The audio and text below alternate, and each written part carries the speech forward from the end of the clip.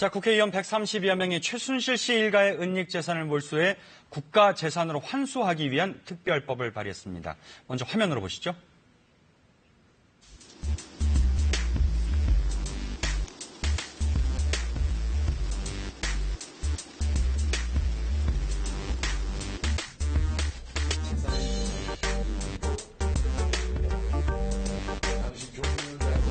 저는 지난주에 8박 9일의 일정으로 최순실 유럽 루트를 쫓아서 8박 9일의 여정을 마치고 돌아왔습니다. 상당히 충격적인 상황을 발견을 했습니다. 최순실은 지금 감옥에 있지만 최순실의 유럽 재산과 최순실의 은닉 재산을 도왔던 조력자들의 조직은 여전히 왕성하게 작동을 하고 있는 현장을 목도를 했습니다.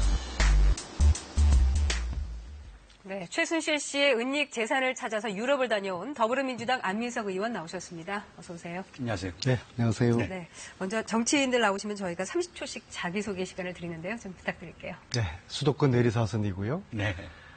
최근에 문재인 대통령 방미 수행 때 특별 수행원 자격으로 문정왕후 어보 반환 프로젝트 수행했던 역할을 했고요. 네.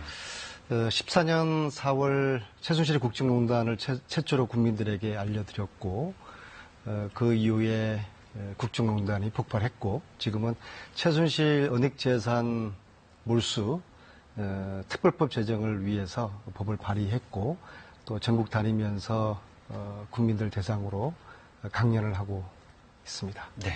아마 뭐 이렇게 소개를 안 하셔도 아마 국민 여러분께서는 다 아실 거라고 생각을 합니다. 자, 그래서 지금 안 의원께서 중점적으로 하시는 일이죠. 그래도 불과 얼마 전에 그 추경안 표결 처리에 불참하신 명단에 이름을 올렸습니다. 뭐 사람들은 잘 모르고 얘기를 했겠지만은 사실 내용을 살펴보면은 이제 유럽을 최순실 씨의 재산 추적을 위해서 유럽을 다녀오셨어요. 자, 이렇게 다녀오셨는데 방금 전에 기자회견 때 멘트를 하셨습니다. 충격적인 상황을 목도를 하셨다고 그랬는데 그 충격적인 상황에 대해서 굉장히 궁금한 부분이 많거든요. 이제 최순실의 재산은 이제 국정농단의 핵심이고 뿌리에 해당되는데요. 우리 국민들은 최순실 씨가 구속되고 지금 이제 감옥에 갇혀 있어서 이 상황이 끝난 것으로 판단하시지만은 정작 이 국정농단 뿌리에 해당된 재산, 특히 독일의 은닉 재산으로 추정되는 여러 가지 재산들은 지금도 활발하게 거래가 되고 있고 또 그 최순실의 은닉 재산을 조력했던 조직적인 활동들은 지금도 활발하게 전개되고 있다는 것을 이번에 목도를 했고요. 그리고 이것을 지금이라도 우리의 공권력에서 이 재산 처분을 중단시킬 수 있는 조치를 취하지 않으면은 이 국정농단 세력의 뿌리인 재산은 우리가 온전히 나중에 몰수하는 것도 한계가 있을 것이다. 그런 판단을 하게 되었습니다. 좀 구체적으로 얘기를 듣고 싶은데 아직 준비가 좀 진행 중이라서 말씀을 못 하시는 거예요. 네, 이런저런 사정 때문에요. 그건 좀 이해를 해 주시길 바라겠고요. 그리고 이런 정보들이 이제 노출되는 순간 또 이제 저쪽에 또 이제 정보가 공개되는 거니까 그래서 이것은 빨리 우리의 공권력, 국세청 그리고 관세청, 검찰이 적극적으로 팔을 걷어붙이고 나서서 이 부분에 대한 수사를 적극적으로 해야 됩니다. 네. 그러면은 직접 독일에서 찍어오신 사진을 좀 보면서 설명을 들어보도록 하겠습니다. 네. 이 사진은 뭔가요? 저 독일이 아니라 네덜란드 어느 한 산골의 오두막인데요. 저 회사로부터 13년, 14년도에 최순실 일가의 국내 회사로 2천억 돈이 이제 입금이 되었습니다. 자금 세탁의 유형은 세 가지가 있는데요.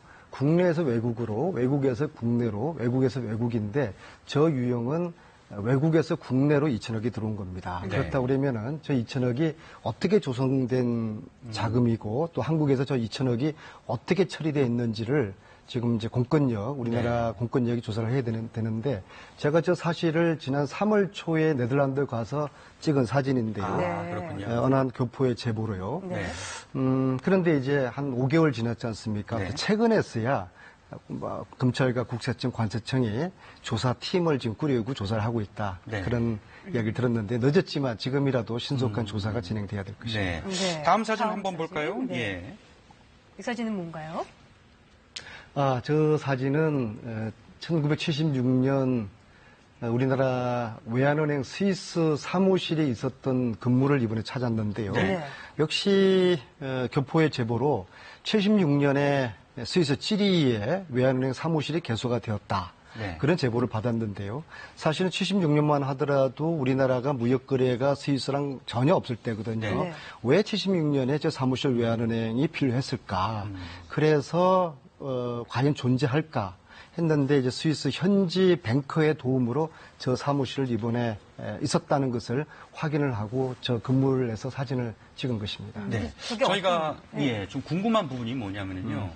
유럽으로 가셨어요. 최순실 재산을 추적하기 위해서 몇 개의 나라를 다녔는데 이제 독일에 거점을 잡은 부분이 있고 그렇다면은 요게 이제 박정희 대통령 당시 세워진 어떤 그런 기관 사무실이란 말이죠. 이것들이 지금 추정컨대 최순실 씨의 재산과 어떤 연관성이 있지 않냐라는 추측을 좀 해볼 수 있을 거거든요. 요즘에 좀 좀 끈끈하게 좀 연결되는 어떤 그런 부분들이 있나요? 일단 미국 의회에서 1978년도에 발간한 프레이저 보고서에 의하면은 예. 박정희 통치자금이 당시에 스위스 쥐리히의 유니온 뱅크 네. 거기에 비밀 계좌 형태로 운영되고 있었다. 그리고 그것은 당시에 우리나라 그 정보 당국에서 운영하고 있었다. 이제 그런 보고서가 있습니다. 네. 그리고 그 쥐리히 유니온 뱅크로부터 저 사무실이 약 5분, 걸어서 한 5분 정도의 거리에 위치하고 있습니다. 그래서, 그 사이에 그 연관성, 그리고 당시에 그 홍세표라는 분이 박정희 대통령의 처조카죠. 네. 그분이 쭈리히에서 차로 한 4시간 정도 되는 거리에 있는 프랑크푸르트 외환은행 법인장으로 있었습니다. 네. 그래서 이제 이러한 연관 관계를 저희들이 여러 가지 추론을 하지만 이거 역시도 지금이라도 늦었지만 우리나라 공권력에 의해서 이러한 연관관계에 대한 조사가 정확하게 돼야 될 것입니다. 네, 다음 사진 또 한번 보겠습니다. 네, 이 사진은요. 저희들이 지금 현재까지 확인한 최순실 씨의 은닉재산은 대부분 교민들의 제보에 의해서 확인을 하고 있는 것인데요. 네. 저 사진의 왼쪽의 사진은 지난 3월 초 사진인데요. 네. 독일 프랑크푸르트 중심으로 지금 현재 거주하시는 독일 교포들이 최순실의 독일 은닉재산을 함께 찾겠다고 모임을 결성했었던 사진이고요. 그래서 저분들 중에 상당 부분이 저분 중에 어떤 분이 스위스 1976년에 외환은행 사무실에 소재도 제보를 했던 분이 계시고요. 그리고 오른쪽 사진은 이번에 저희들이 스위스 쥐리히의 교민들 중심으로 최순실 씨가 스위스의 계좌를 이용했을 것이라는 그런 여러 가지 제보들이 있거든요. 네. 그런 제보들을 적극적으로 이제 우리 스위스 저 중에는 스위스 은행에 다니시는 분들이 몇 분이 계세요. 네. 그런데 그분들이 이제 스위스를 중심으로 최순실 씨의 그런 그 재산의 흔적을 찾겠다. 네. 그래서 이제 교포 모임을 스위스에 만든 것이 이제 오른쪽 사진이었습니다. 현재 교민들이 많은 도움을 주셨군요. 네. 네. 자, 지금 이제 추론입니다. 최순실 씨의 은닉된 재산, 그러니까 은닉이라고 할 것 없이 그냥 재산 규모를 한번 추정해 보신다면 얼마나 될 걸로 지금 이야기를 할 수가 있는지. 물론 구체적인 근거는 없겠습니다만. 그런 질문을 많이 받는데요. 네. 그런 것은 사실은 뭐 우리나라 공권력이 밝혀야 될 것인데요. 단지 최순실의 재산은 이제 세 가지 뿌리를 추론할 수가 있습니다. 네. 첫째는 아까 말씀드린 미국의 프레이저 보고서에 나타나는 박정희의 통치 자금. 네. 이것을 이제 채태민 목사가 이후에 관리했을 것으로 추정이 되고요. 네. 두 번째로는 채태민 목사가 운영했던 당시에 구국 봉사대, 그다음에 한마음 봉사대로 예. 바뀌었죠.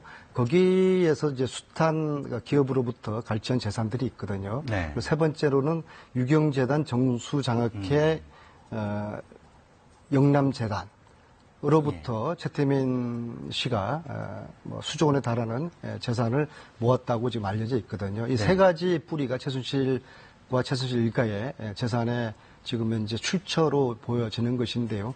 사실 이러한 것들을 한 국회의원의 힘으로서 조사를 한다는 것은 불가능하고요. 네. 그래서 이번에 이제 국정농단을 거치면서 국민들이 지금 현재 요구하는 것이 이제 새로운 정권이 탄생했으니까 최순실 재산을 하나도 빠짐없이 조사하고 몰수하라는 국민들의 요구가 있지 않겠습니까? 네. 그래서 이제 검찰이 또 국세청, 관세청이 이 부분에 대한 조사를 이제 착수를 해야 되는 것이 국민들의 요구에 부응하는 길이죠. 네. 네. 자, 이제 법안 얘기를 좀 해보겠습니다. 이른바 최순실 재산몰수 특별법 어떤 내용인지 설명 좀 부탁드립니다. 이것은 지금 말씀드린 대로 이제 최순실 재산을 파악하기 위해서는 일단 조사를 해야 되지 않겠습니까? 첫째로 그 조사위원회를 만들어서 그 조사위원회에게 조사권을 부여를 하는 것입니다. 네. 그래서 긴급 압수도 할 수도 있고 체포도 할 수 있고 조사를 할 수 있는 조사권을 부여를 하고요. 두 번째로는 공소시효를 없애는 것입니다. 지금 현재는 아무리 조사를 하려고 해도 현행법으로는 공소시효가 정해져 있어가지고 70년대, 80년대 재산은 조사를 할 수가 없게 되어 있습니다. 그래서 공소시효를 없애도록 하고요. 네. 네. 세 번째는 지금의 형사법으로는 불법 취득 재산을 입증을 검찰이 할 수 있도록 되어 있습니다. 근데 이 특별법에는 이 재산이 불법인지 정당하게 취득한 재산인지를 최순실 씨가 입증하도록 되어 있고 최순실 씨가 입증하지 못할 경우에는 불법 취득 재산으로 간주해서 몰수할 수 있는 근거를 만드는 것이죠. 네. 네. 이 법안 발의에 참여한 의원이 총 135명이에요. 민주당, 국민의당, 정의당, 자유한국당도 한 분이 계시고 무소속도 세 분이 계신데 바른정당 의원들은 아무도 참여를 안 하셨나요? 물어는 보셨나요? 아마 국민들께서 상당히 의외일 겁니다. 네. 아마 또 바른정당은 또 자유한국당이랑 좀 다른 차이를 기대를 했는데 네. 20명 중에 어떤 분도 지금 동참하지 않은 것에 대해서 의아하실 텐데요. 네.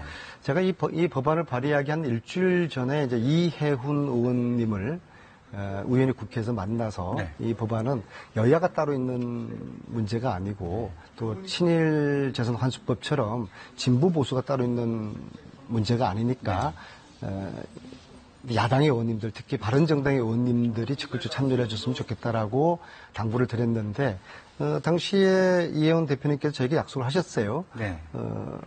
본인은 대표이기 때문에 서명하는 것은 좀 부담되지만은 최고위원들 중심으로 하는 의원들에게 적극적으로 서명을 권유를 하겠다. 네. 저에게 약속을 하셨는데 유감스럽게도 단 한 분도 서명에 참여하지 못했더라고요. 자, 이와 관련해서 바른정당 이제 하태경 의원이 자기 SNS에다가 글을 하나 올렸습니다. 왜 서명에 동참하지 않았는지를 얘기를 했는데, 자, 간단하게 좀 말씀드리면은 위헌 부분이다.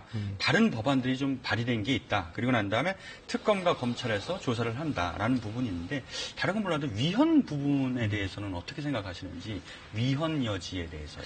저도 하태경 의원님의 저 글을 좀 유심히 봤는데요. 네.